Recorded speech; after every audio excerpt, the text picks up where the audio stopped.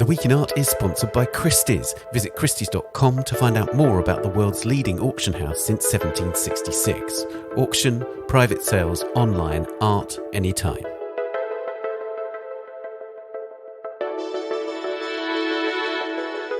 Hello, it's The Week in Art. I'm Ben Luke. This week, the New York auctions, the radical art of Central Eastern Europe under communism, and a Terry Adkins work chosen by fashion designer Grace Wales Bonner at the Museum of Modern Art in New York.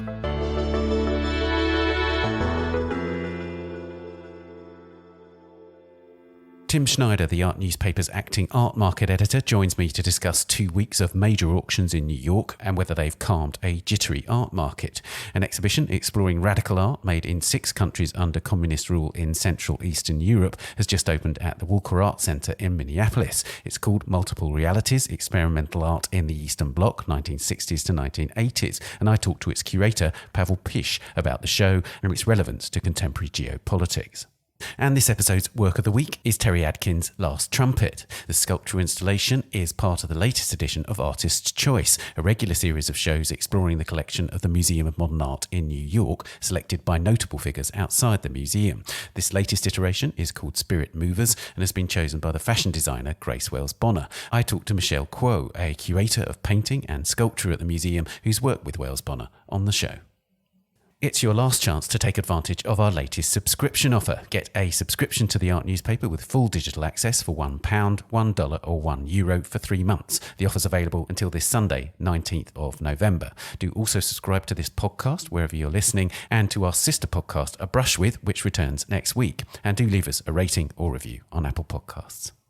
Now, the crucial 2-week November auction season in New York has just come to an end. Last week, we saw the sale of the collection of the late patron of the Whitney Museum of American Art, Emily Fisher Landau, in the big single-owner auction of the season at Sotheby's on the 8th of November. And we saw Christie's 21st Century Evening Sale on the 7th and its 20th Century Evening Sale on the 9th. This week, Philip's big evening sales on Tuesday, and on Wednesday, Sotheby's Now and Contemporary sales.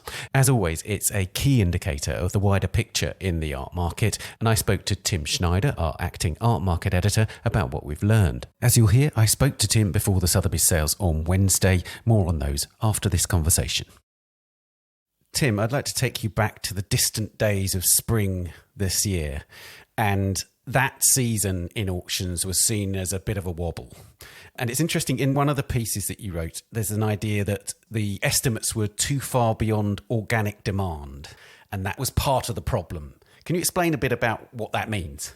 Sure. So when people who don't live and breathe the art market think about auctions, they just think about the competition that's happening in the room when bidding is live to actually buy the work.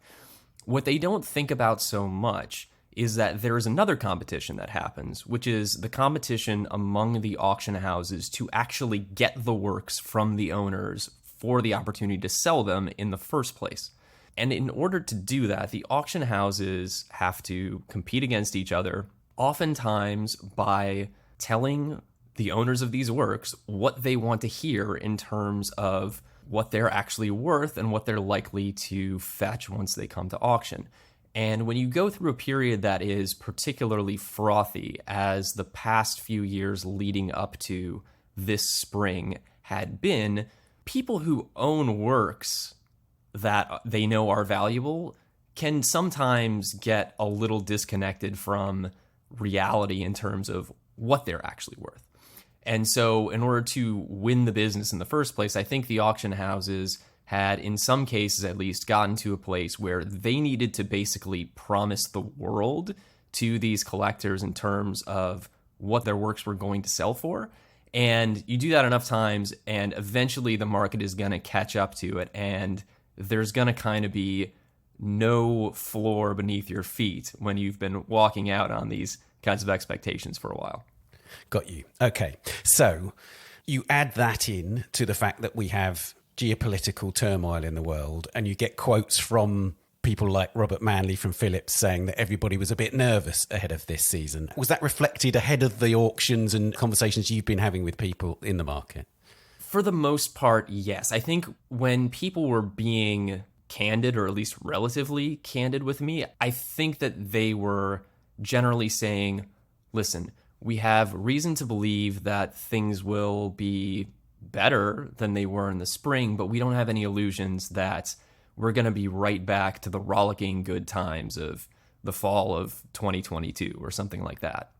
It's just the way that these things work. There are a lot of tensions, as you're saying, in the wider world, in the economy in particular, and especially after you come off one auction season that was a bit of a system shock, it kind of cows people a little bit, and it makes them even more nervous than they might otherwise have been. So I think it's safe to say that, yes, there was a fair bit of anxiety coming into these 2 weeks. One thing that we're monitoring constantly at the Art newspaper is the extent to which the situation in Gaza is being explicitly talked about in terms of the market, in terms of museums' relationships with artists and so on. Has anyone this week, or indeed last week, talked to you about that particular situation and its effect on the market?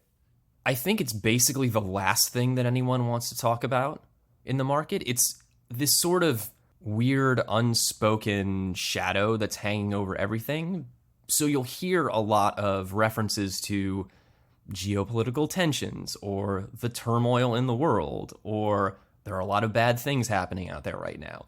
And everyone understands that the central thing that people are talking about when they make those kinds of euphemisms is the Israel-Hamas conflict, but nobody wants to talk about it directly. It's been very, very difficult to get anybody on the record about it in any kind of a substantive way. So it just becomes another one of those things that is understood to be in the ether, but also in a lot of ways shall not be spoken of, especially because it feels, frankly, a little grubby for a lot of people to bring in what we all know is basically an ongoing tragedy of tremendous scale in the context of people being worried whether or not their Picasso is going to sell for $110 million or $150 million. It just kind of makes the whole thing seem a little gross. Indeed, that's very well put. Let's talk about the auctions then. One of the intriguing things reading the reports is that there's a sort of agreement about modest returns and things doing exactly what they needed to do, and modestly affirming was a term used by Judd Tully to describe one of the auctions. There's a sense in which no one's really going to remember this auction season particularly, are they? I don't necessarily think so. I think that they will remember certain moments from it, but by and large, it's not going to be a historic season. Now, we should caveat this by saying that you and I are recording this interview the morning of November the 15th. So Sotheby's still has 2 evening sales left in this auction cycle before it's technically complete. But by this point, I think that we have enough information that, barring something truly unbelievable happening at Sotheby's tonight, and I mean on the level of a wormhole opens up in the sale room and money just starts pouring in from an alternate dimension from some source that we don't know about. Like, we have enough information to be able to say that good enough is gonna kind of be the phrase that we use to think about this auction season. And once we get past it, there will probably not be all that much looking back on it. Right. The interesting thing about it is that it seems to me that there's lots of inconsistency in the sense that you could have predicted, for instance, that lots of the emerging artists that we've seen getting stellar prices in the last couple of years, but had seemed to waver a bit, have been doing well in some auctions, for instance, and more reliable blue chip artists have been doing less well. You know, a Basquiat from 1981 sold within its estimate, you know, that sort of thing. So the things that one wants to sort of predict don't necessarily come true. Would that be fair? I think that it's a little more complex than that. Essentially, you're gesturing towards the right thing. These types of predictions tend to be talked about in very broad terms. Like, again, there is this notion that in an uncertain economic or geopolitical climate, there is this grand retreat to safety that happens in the auction market, meaning all of a sudden buyers who previously were willing to punch one another in the throat for the opportunity to pay 10 times the low estimate for a 30-year-old artist are suddenly going to say, oh, no. All I want to buy is Claude Monet and Gerhard Richter. That's not really the way that it works. I think that what we've seen, not just this season, but even dating back to the spring, and frankly in several auctions in between, is that it's not enough to just say, okay, well, we have a sale that has a bunch of blue chip artists in it, this will be safe. It really matters which works they are. It really matters what the works are estimated at. The market is just more complex and smarter, frankly, than it's often talked about. So you're right. There are definitely some, I think, relatively major disappointments that we've seen this season that are for artists who are in museum collections around the world. But we've also seen some really tremendous successes by some of those same calibers of artists. And so if you're not looking at it on that more nuanced level, I don't think that you're going to have a lot of success in really understanding what's happening out there right now. So that's what people at the auction houses mean then when they say it's a real market, which I think is David Galperin's term, or a collector's market. So in other words, they're effectively saying it's about connoisseurs to a certain degree. Yeah, I think that's right. One thing that continually kind of fascinates me when people talk about the art market is that when we're in a really frothy part of the business cycle, you have all these people who've been in the business for a long time who will say, oh my God, there's so much speculation out there right now. There's all these people coming in. They're way overpaying for things. I really wish we could get to a place where the market was more stable and more real. Then fast forward to a more stable, more modest part of the business cycle, and you will hear a lot of those same people say, oh my God, sales really aren't what we want them to be. We really need to try to find more people to come in and pay real money for this stuff.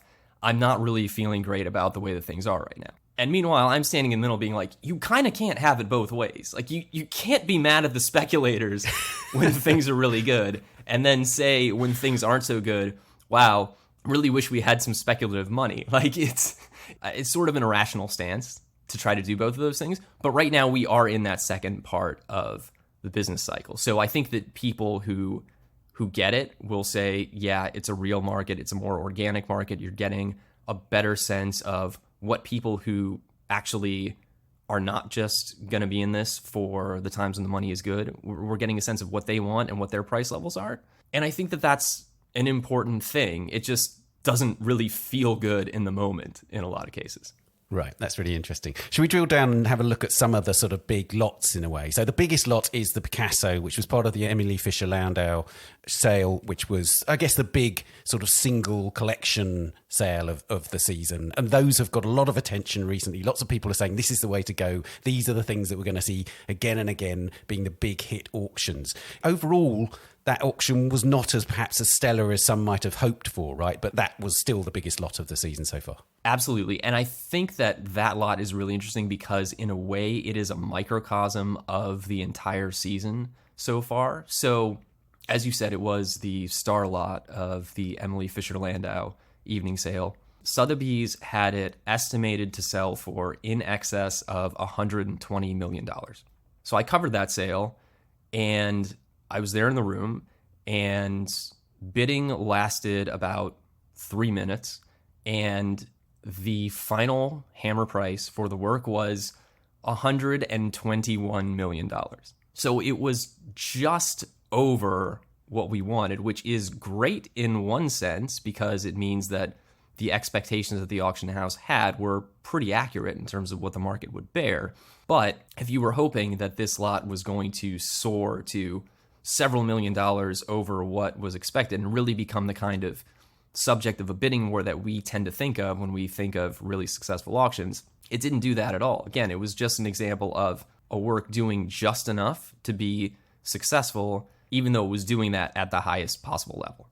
Yeah, it's really curious. I mean, just as somebody who loves that period of Picasso, I'm really conscious, speaking to that point that you mentioned about it really is the absolute best of particular artists' works that are doing well. That actually, in terms of 1932 Picasso's, it's not the greatest work by him featuring Marie-Thérèse. There are many works of that period that are better. And I see Yes, look, it's an extraordinary work by Picasso, but it really isn't the best of that period. And that's what you're saying, that in a way, to really hit the high notes at the moment, it does need to be kind of the best of the best. Yeah, I think that that's true. I mean, I had one advisor tell me that essentially they thought that this picture would have done better maybe 2 or 3 years ago than it did today. And that might have been partly because of circumstance. It might have been partly just because of, again, the place we were at in the business cycle, because it is very sort of auction friendly work. It's very bright. It's very poppy. So it's all these things that somebody who wasn't a connoisseur would immediately gravitate towards. But this isn't the moment where people who aren't connoisseurs are really driving the market anymore. So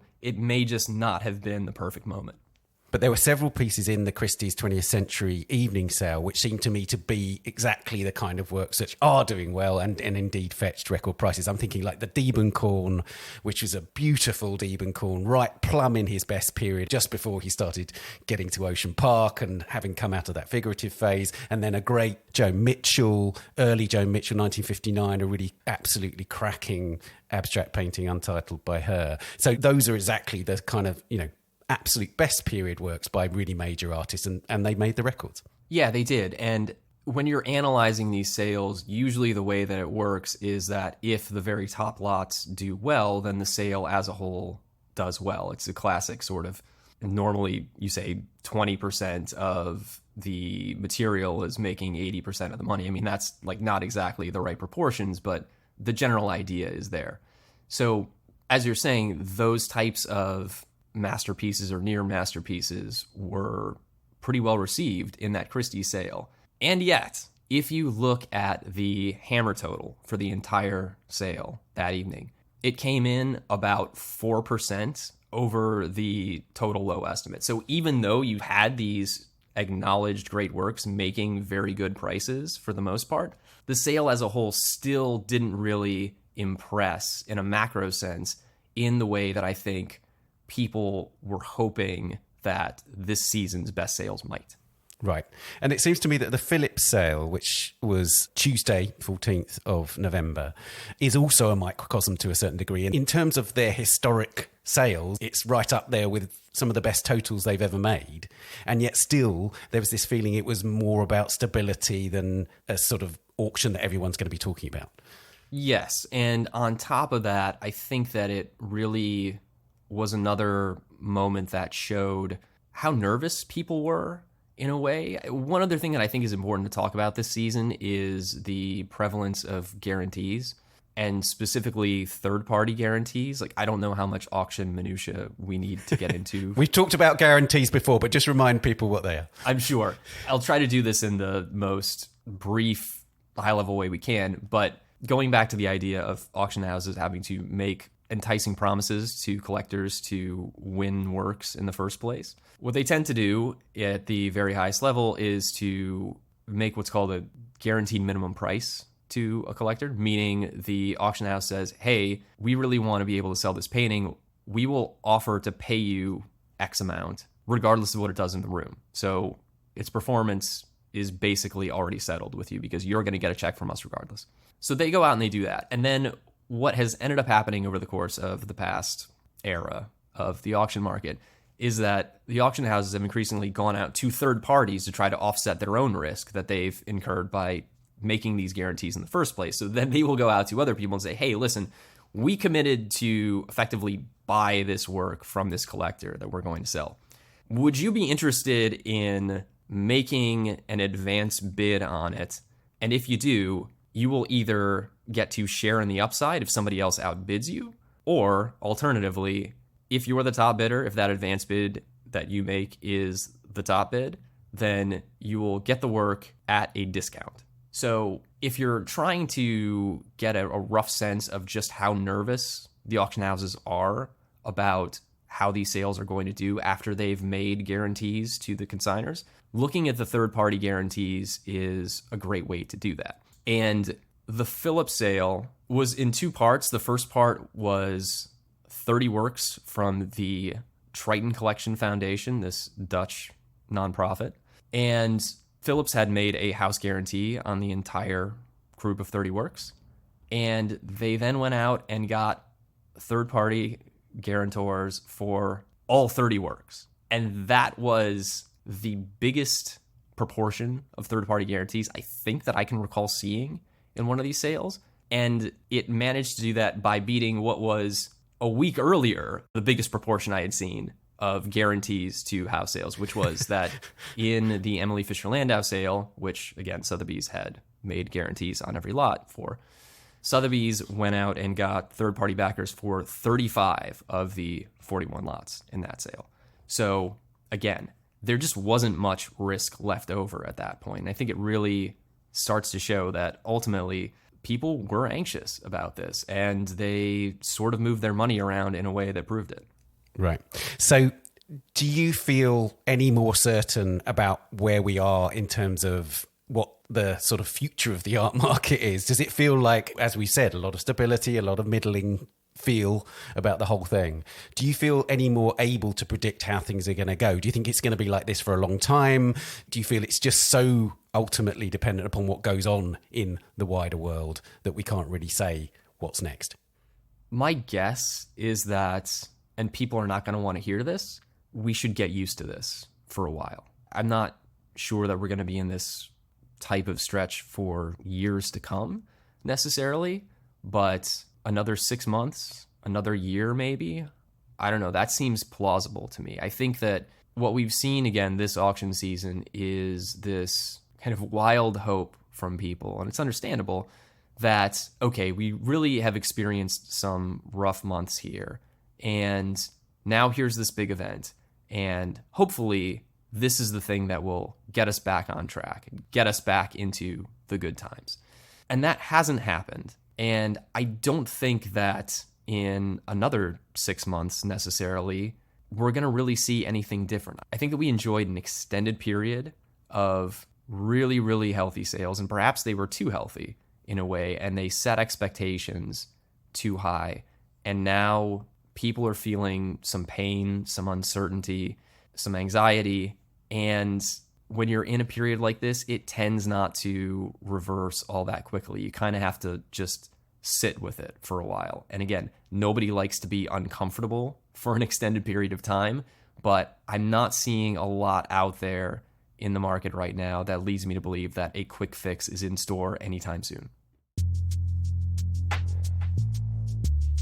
Tim, thank you so much for joining us. Always a pleasure.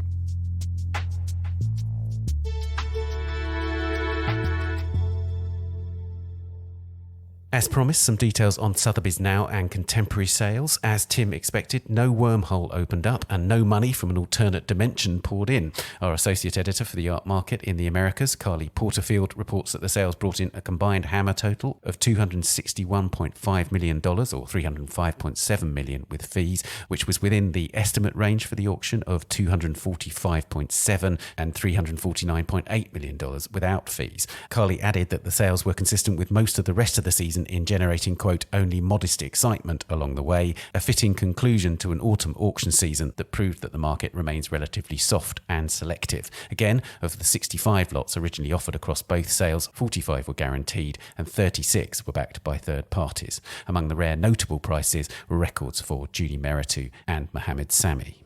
And you can read that and all of our auction reports at theartnewspaper.com or our app for iOS and Android. Coming up, the art of Central Eastern Europe between the 1960s and the 1980s, and Terry Adkins at MoMA. That's after this week's News Bulletin. There are growing tensions in the art world in relation to the Israel-Hamas war. Documenta, the major exhibition that takes place every 5 years in Kassel in Germany, has been engulfed in another anti-Semitism scandal after the writer Ranjit Hoskote resigned from the finding committee responsible for choosing the curator of the exhibition. Hoskote was accused of anti-Semitism because he signed a 2019 statement by the Boycott, Divestment and Sanctions Movement, or BDS, which aims to mobilise international support for Palestinian causes and put political pressure on Israel. In a letter to Documenta's new managing director, Andreas Hoffmann, Hoskote described the accusations of anti-Semitism against him as monstrous. Meanwhile, Listen Gallery has indefinitely put on hold an exhibition of works by the Chinese artist and activist Ai Weiwei, which had been due to open in London this week. It follows a now deleted statement posted by Ai on social media in which he wrote that, quote, "The sense of guilt around the persecution of the Jewish people has been at times transferred to offset the Arab world." The artist told the Art newspaper that his show has effectively been cancelled, noting that the decision was taken, quote, "to avoid further disputes and for my own well-being." Since the initial postponement, Ai Studio says that 3 further exhibitions at the Listen Gallery in New York and Gallery Max Hetzler in Paris and Berlin have also been cancelled. The National Portrait Gallery in London, or NPG, is facing criticism for accepting sponsorship from a law firm, Herbert Smith Freehills, that has represented British Petroleum, or BP. Last year, the NPG terminated its partnership with BP after more than 30 years, bringing to an end the oil company's controversial sponsorship of the gallery's annual Portrait Award. BP had sponsored the prize since 1990. The prize, for which the winner receives £35,000, will now be known as the Herbert Smith Freehills Portrait Award. The Guardian newspaper reports that the law firm has an oil and gas team whose clients include BP, Chevron and the China National Petroleum Corporation. A spokesperson for the environmental campaign group Extinction Rebellion reportedly said that by taking the firm's money, the National Portrait Gallery is, quote, "helping to clean up the reputation of the lethal fossil fuel industry." And finally, Zuditu Gebriohannes, the director of Restore Trust, the pressure group that we discussed in our feature on the UK National Trust on last week's podcast, is stepping down. The decision follows the Trust's annual general meeting, held last weekend, in which the 3 councillors and 2 resolutions put forward by Restore Trust were emphatically rejected by members. Gebriohannes said she's leaving to focus on her position as a senior researcher at the Legatum Institute, a right-wing think tank based in London. To read these stories and much more, visit the website or the app. We'll be back after this. The Week in Art is sponsored by Christie's. The international auction house boasts unparalleled expertise in over 80 art and luxury categories. This November brings a full calendar of auctions. The online-only sale of 20th, 21st Century Amsterdam celebrates the 75th anniversary of the groundbreaking Cobra movement, highlighting works by iconic figures such as Karel Appel, Corneille and Constant. Switching gears, on the 29th of November at Christie's headquarters in London comes a fantastic live auction of the collection of the late Lord and Lady Sands, which tells the story of one family spanning 5 centuries. From old master paintings, furniture and silver to Asian art and militaria, most of the works on offer were acquired or commissioned over a period of 450 years and remained at Ombersley Court, Worcestershire in the UK until 2017 when the house was sold. You can view these extraordinary works of art and more in person at Christie's in Amsterdam or London with free entry, or start browsing now at christies.com. Welcome back. Now, the Walker Art Centre in Minneapolis in the US has just opened the exhibition Multiple Realities, Experimental Art in the Eastern Bloc, 1960s to 1980s, which tells the complex story of artists active in East Germany, Poland, Czechoslovakia, Hungary, Romania and Yugoslavia in that period. With around 100 artists and 250 works across diverse media, including visual art, performance, film and music, the exhibition charts a generation working in societies with varying levels of state control and artistic freedom in communist Central Eastern Europe. The show is the most comprehensive survey of art made in this territory ever staged in the US and includes artists now firmly established internationally as well as underrepresented voices from the region. The exhibition is being staged at a moment when artists and curators in several countries in Central Europe are experiencing the highest levels of censorship and governmental pressure since the fall of the Berlin Wall in 1989. The curator of the exhibition is Pavel Pyś, and I spoke to him about the show and the remarkable story it tells. Pavel, I imagine that this is an extremely difficult exhibition to organise because on the one hand, it's a lot of material, but then also, especially presenting it within the States and later in Canada, it's introducing an audience that may not know the geographies of the show very well. So there are multiple challenges. Tell me about how you conceptualise the show to sort of navigate that terrain, if you like. The first thing I would say is that this is by far the most collaborative endeavor I've ever undertaken, and it involved travel as well as symposia that were funded through a curatorial fellowship from the Andy Warhol Foundation. So from the very start, it was really about engaging many, many different voices, both in advance of the planning of the show, but also when I traveled to 7 countries in Central Eastern Europe researching the exhibition. The exhibition is actually 2 shows in one. The main way that you experience the show is through 4 thematic chapters where we bring together artists and works from different times and different places. But there are also 4 spaces that we've been referring to as content rooms, and these provide images as well as text that ground the visitor with interpretative information about the social, political, ideological, and cultural situation at the time. Right. So in other words, you're providing the kind of context that people can explore in different depths, I guess, in the sense that they could come and see this show and just engage with the artworks and not have to engage with that context. But you're giving them the depth in case they really, really want to go right into it and explore it in full. That's exactly right. And actually, I was so surprised and happy to see there were a couple of young 20-year-olds sitting on the floor in one of the rooms, reading and fascinated. The first 2 rooms are much more about the macro history. The other 2 rooms are about how that time and place impacted the lived experience and opportunities for artists. And I think one thing I would add here too is that we didn't want to really overemphasize the historical and political picture in the interpretation around the works. They often have many layers of meaning. And so to constantly speak about, for example, the events of the Prague Spring or the Hungarian Revolution in relation to a work that you're looking at risked the over-politicization and over-determination of that historical context when looking at the work. That's really fascinating. And of course, the fact that it's called Multiple Realities is really important, isn't it? Because one of the things that you're clearly challenging is this sort of monolithic idea that is a common misconception of this part of the world in this period. Absolutely. And Multiple Realities was chosen to speak to essentially the asynchronicity of time and the highly diverse, localized and unique experience that artists were facing in the countries that they were living in. So, for example, this very open, liberal climate of Czechoslovakia in the mid-1960s comes to a swift end, of course, in 1968. But then in Hungary, which is not that far away, 1968, 69, 70, it was a time of great experimentation, a period full of vitality. So it's really speaking to that multiplicity in the region. And I was struck by the fact that the geographical diversity doesn't limit itself to the different nations that you're exploring.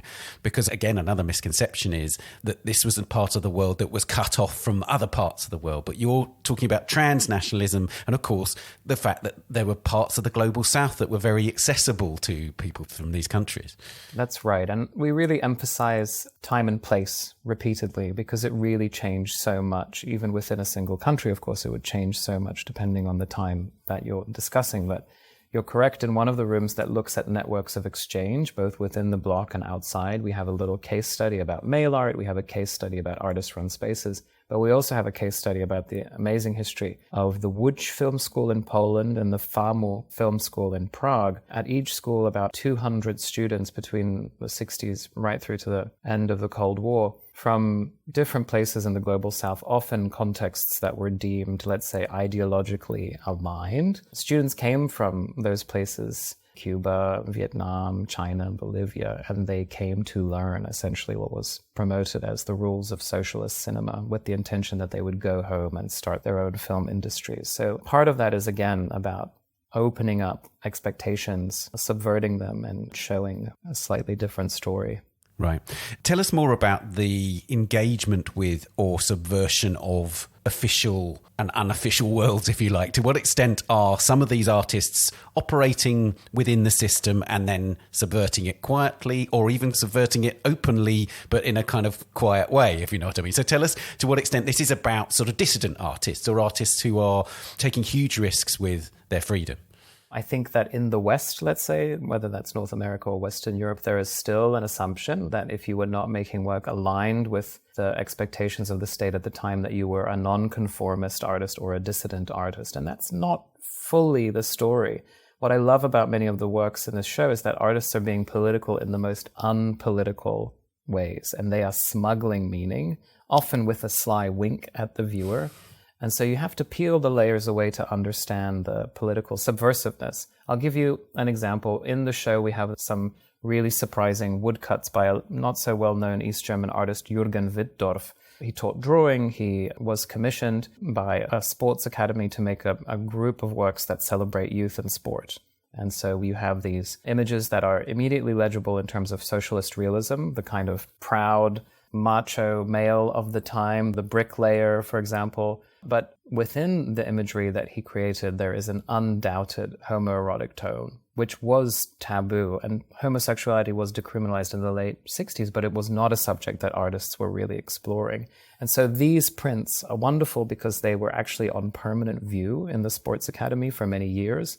They had very wide reproduction in a youth communist journal, a great, great example of how this particular artist was operating within an official system, but still smuggling meaning in.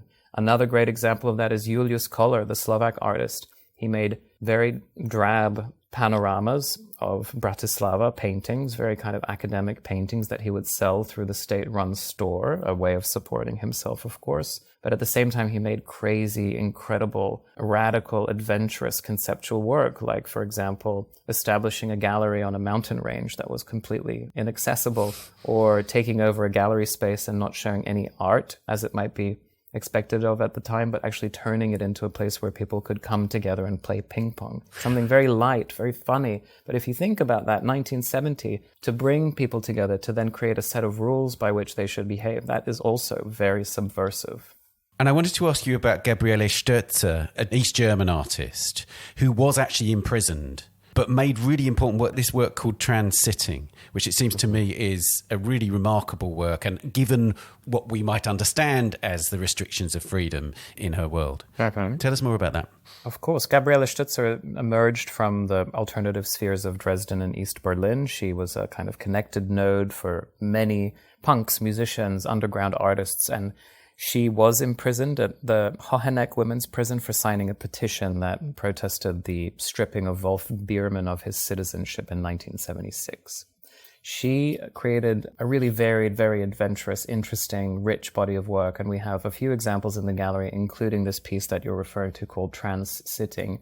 And so this is actually a grid of photographs in which we see a man trying on women's clothing. He's partially clothed, but he also appears naked, playing in drag, essentially posing for her camera lens.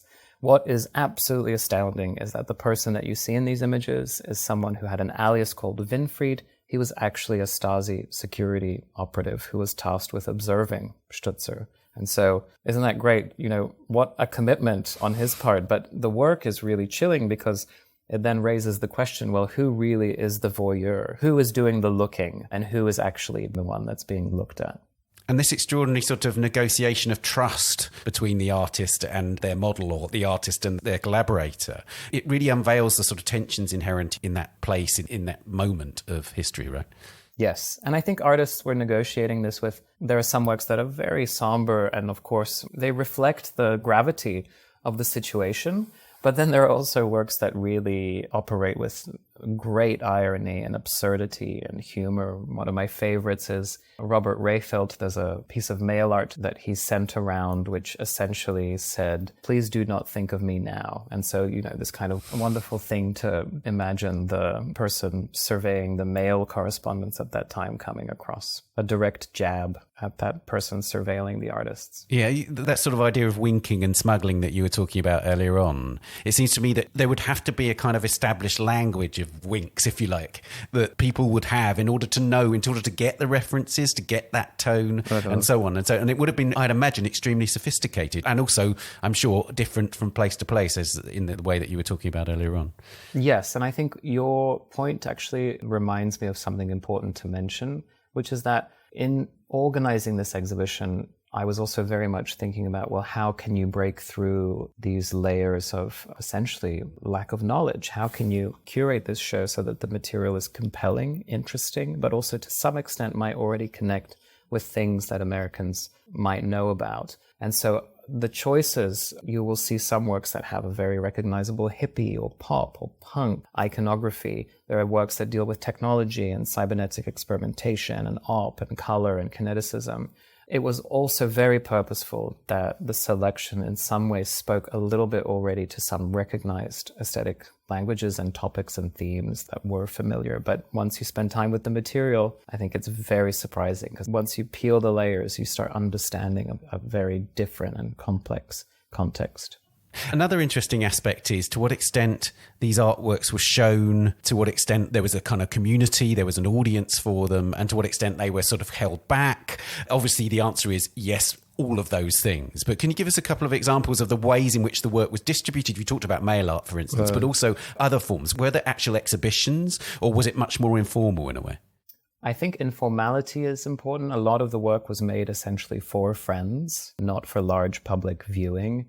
And I think what we think about with art history today, given the time we live in with the internet and Instagram, is that we often think that art history is written in the present. And it really is not. You have many examples in this show which demonstrate that they don't get written into history much later. I want to mention a beautiful series of photographs by Jan Sagel called House Search. These are images of his apartment that he shared with his partner Zorka, an artist at the time. They're from 1973. Black and white images of essentially domestic bliss, an unmade bed, a painting on an easel waiting to be finished, things around a kitchen. Very beautiful, quite simple images, but when you understand the context, it's really a different story. So they were part of the countercultural scene, and the police were arriving at their friends' homes, asking to search their homes, and Jan understood that their life was about to change, so he wanted to document that blissful, beautiful life they were sharing. He created these photographs. He gave the negatives to a friend, and then that friend put them underneath the floorboards of their house. The floorboards were then covered during a renovation with concrete, and the negatives were lost. They're still there under that floor. But then another friend, Milena Cherna, she gave them back to Jan in the early 1990s, and he just kept them under a pile of books. It wasn't until 2012 that these works were actually seen and exhibited publicly. And so that is 40 years after they were made. And there are many examples of this in the show where something is made, it goes away, and then it doesn't enter visibility. It doesn't get celebrated publicly until decades later. That's extraordinary. The visibility of these artists is really intriguing. There's obviously different levels. We have artists in the show like Sanja Vekovic and Geta Bercescu and Alina Shapochnikov, who have now got quite widely established reputations. But it seems to me that another goal of this project is to introduce an extraordinary range of artists who are still very much under the radar today. Of course, you can't expect all of these artists to suddenly be thrust into widespread attention. But is that one of the aims, to draw attention to the breadth of work that's being made there, as well as really propel some of these artists to a much more deserved audience, That is all correct. And I think when you look at this time and place, you're essentially spoiled for choice. And yes, Shapochnikov, Bratescu, Vekovic are, let's say, canonical artists, although I would say they're not so canonical to a North American audience, which is also why they are in this exhibition. Mm-hmm. But they also have slightly, I would say, maybe deprivileged positions in the sense that I'm making room for many other artists who deserve that visibility. So Shapochnikov is very well known, but Maria Pinińska-Bereš, Eva Kmentova, Teresa Murak, Teresa Tyszkiewicz, Gabriele Stutzer, whom you mentioned, Cornelia Schleime. These are all artists who made really rich, exciting, varied work who deserve to be seen. Right. In the catalogue, there's this really important point that you make, I think, which is that you're presenting it in North America, where actually democratic institutions are being very, very heavily challenged at the moment. And our means of understanding this material today actually comes from a very complex situation. But of course, that's also true in many of these countries today. Artists in Hungary and Poland are experiencing extraordinary difficulties right now in getting their work made and showing it. Institutions in those countries are under threat. There are people being put into position who have an ideological program deeply connected to right-wing governments. Is part of the project about, in a way, presenting the audience with material that actually does relate to their present as well as evoke a time in the past?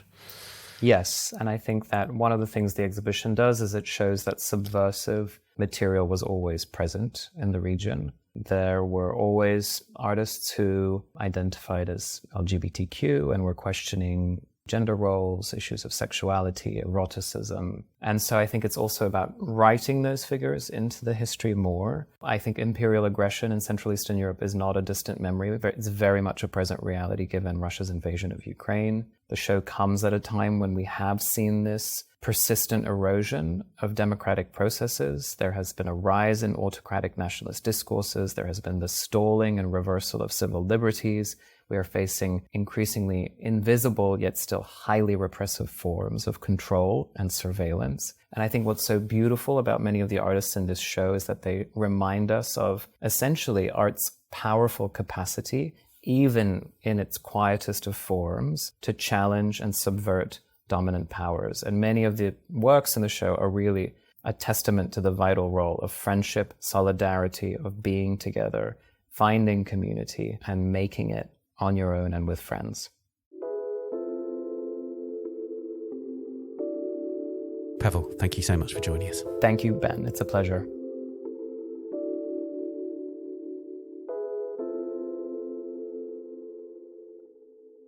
Multiple Realities, Experimental Art in the Eastern Bloc, 1960s to 1980s, is at the Walker Art Centre in Minneapolis until the 10th of March 2024. It then travels to the Phoenix Art Museum in Arizona in the US from the 17th of April to the 29th of September next year, and then the Vancouver Art Gallery in Canada from the 2nd of November next year to the 23rd of March 2025.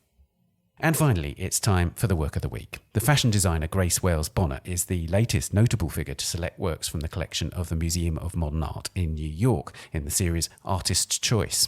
Among the works she selected for her exhibition, called Spirit Movers, is a major work by the American artist and musician Terry Adkins called Last Trumpet. Michelle Kuo is the MoMA curator who worked on the show with Grace Wales Bonner, and she tells us more about the collaboration and Last Trumpet's significance within the show. You can see a picture of the work on our Instagram and in the web story for this episode. Michelle, before we come to talk about the work itself, tell us about Artist's Choice and why Grace Wales Bonner.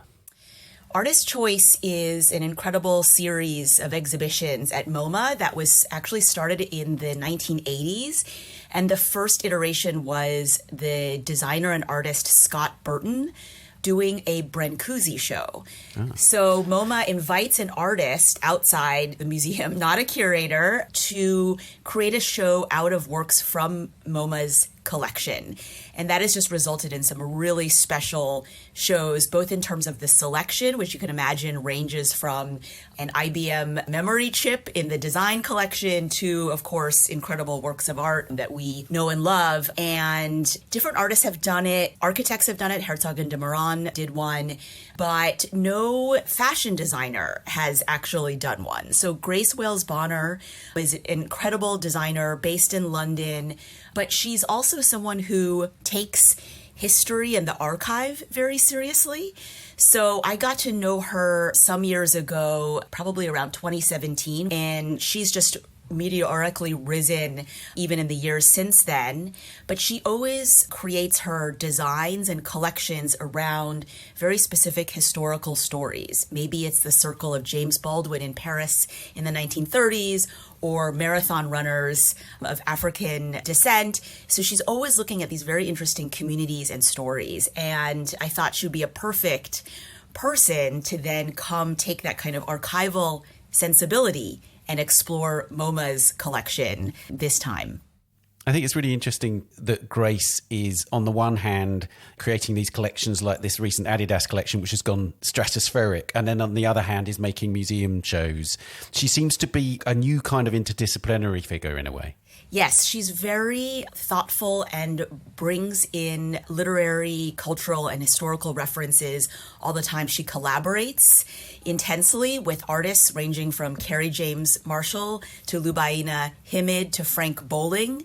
But she's also the kind of designer to include a bibliography in the program notes for her fashion show, which to my mind is pretty unusual. And so it's just great. She's able to weave in all of these different interdisciplinary contexts, and that carries over to this exhibition where she's brought in books, scores for performance and music, and also artworks that are particularly situated at this strange nexus in between, say, sculpture and instrument, or a painting and something that almost looks like a musical score. And you couldn't have chosen a more appropriate artwork in terms of discussing those themes than Last Trumpet by Terry Adkins. Tell us about this work.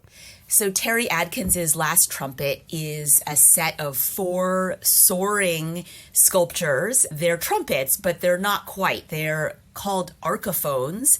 This is a term that the artist Terry Adkins created for them. And they're really composites of different kinds of instrument components so that they create in aggregate a kind of 18-foot tall monumental set of sculptures that are also instruments. Adkins performed with them. The works are from 1992, but he would perform with them until the end of his life in 2014. And they were also a type of sculpture that he referred to as angel's horns, as if the heavens could hear them. So they also have this kind of magical capacity. And when you see them, they also have this kind of patina to the brass and the metal of these different components and instruments that he's sutured together. And so you really feel this lived history as well as literally a performance history to these sculptures. Do tell us about the way that Adkins worked, because he would basically scavenge, wouldn't he? He'd find detritus, he'd find found objects, he'd bring them together. And then this is very much an example of him bringing those things together with a very particular thematic concern. And he was able to do this really delicately and sensitively with these found materials, wasn't he? Exactly. He was often creating works of art, whether they were sculptures or other kinds of media that were created from, as you say, these found objects, whether components of instruments or beautiful wood finishes. We have another sculpture in the show that's actually from the same year, 1992, called Synapse. And it essentially looks like a large abstract drum head, but it's actually stretched tight and painted gold on one side, and then this almost burnished metallic color on the other side, and it's abstract, so it hangs perpendicular to the wall, and it just looks like a large disc, and we've hung it actually quite high in these very tall ceilings in the gallery. So again, it kind of brings your eye upward and evokes an instrument, but of course, it's also a sculpture, and Adkins played it as well. So there's always the idea that these objects that he creates had a past life, and he often used them in what he called recitals. These were performances that were also very deliberately often homages to historical figures, whether the abolitionist John Brown or literary figures or other kinds of mythical people that Adkins wanted to pay homage to. Last Trumpet is actually dedicated to his father, so it's a very personal resonance as well. He called them abstract portraiture, didn't he? Which I think is a very nice thing, because they're very tangible objects. They're representational to a degree, but these objects actually represent people in some way. Yes, exactly. And those are both the people that they're often explicitly made in homage to, but also the people that interacted with them. And Adkins was not the only person actually to interact with his sculptures and performance elements. He had a collective that was a kind of shape-shifting, loose group of musicians and performers called the Lone Wolf Recital Corps. And that was actually the subject, along with Adkins, of a great small show here at MoMA in 2017 as well. So there's a great history at the museum too. You mentioned his father there, and there's all sorts of resonances in this work which, yes, speak to a homage to this great figure who's hugely influential, a musician himself, and therefore sort of bound up with the themes as that you mentioned earlier, but also a sense of, because they are trumpets, and you think about this idea of angels and the Last Judgment and so on, it's about his passing as well. So it's a very personal work in that sense, right? Absolutely. And I think for Adkins, he was thinking also about not only his father, but the ways in which family memories are, in particular in the context of, let's say, the Black radical tradition in America. That family context and that family history often is permeated by gaps, by absences, by histories that actually have been lost. So he was very devoted to the idea that he would somehow mark in memory and for time these people that were so dear to him. And of course, there's a sort of art historical resonance, isn't there? One can't help but think about Michelangelo's angels with trumpets in the Sistine Chapel. Absolutely. And Adkins actually lived in Europe for periods of time, in Zurich as well as elsewhere, and he was traveling sort of peripatetically around the world. So he was constantly evoking different kinds of art histories, whether Renaissance art histories or actually histories of performance and the reclamation of found materials in Western Africa and Northern Africa as well. So you get this hybrid of many different kinds of devotional rituals and performances woven into his sculptures and objects. And another sort of personal resonance is it right that Terry Adkins kept this work until he died in 2014? So it was, as you say, used in performances repeatedly, but had that personal significance, not just the link to his father, but just the fact that it was there with him in his studio.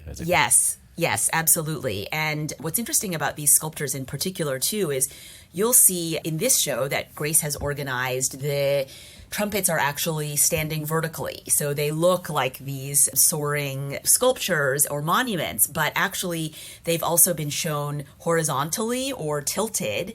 And that evokes very directly their performative ability so that you could easily sort of pick them up and play them.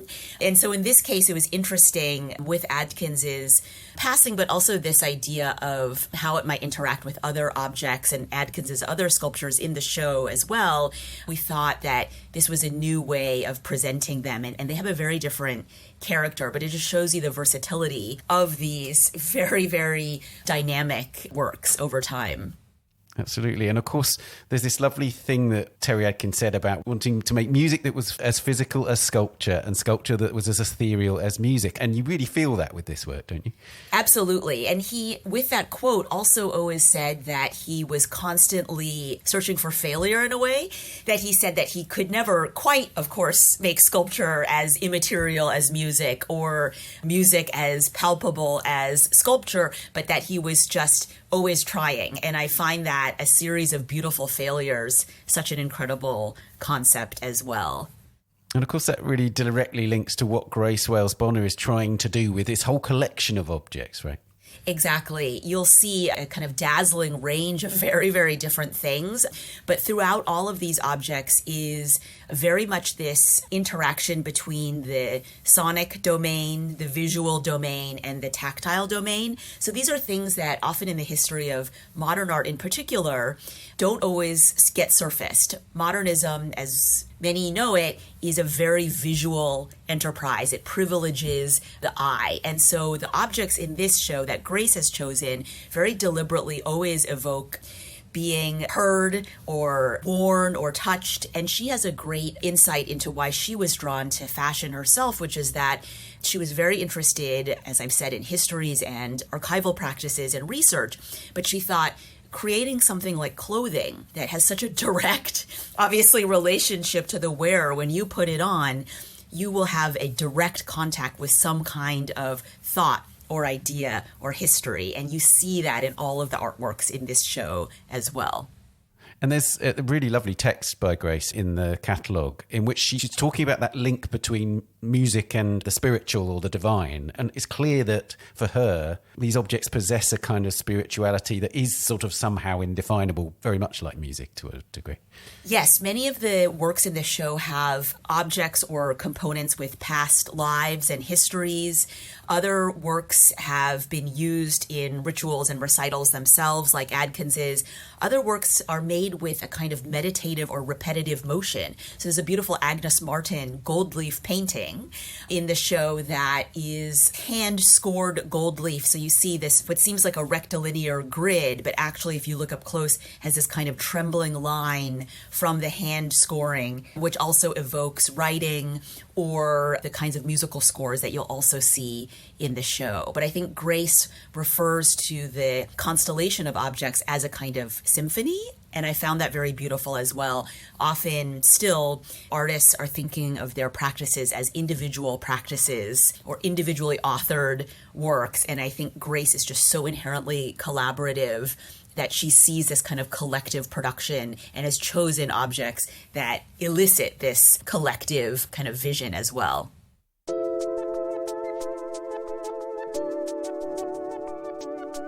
Michelle, thank you so much for coming on the podcast. Thank you so much, Ben.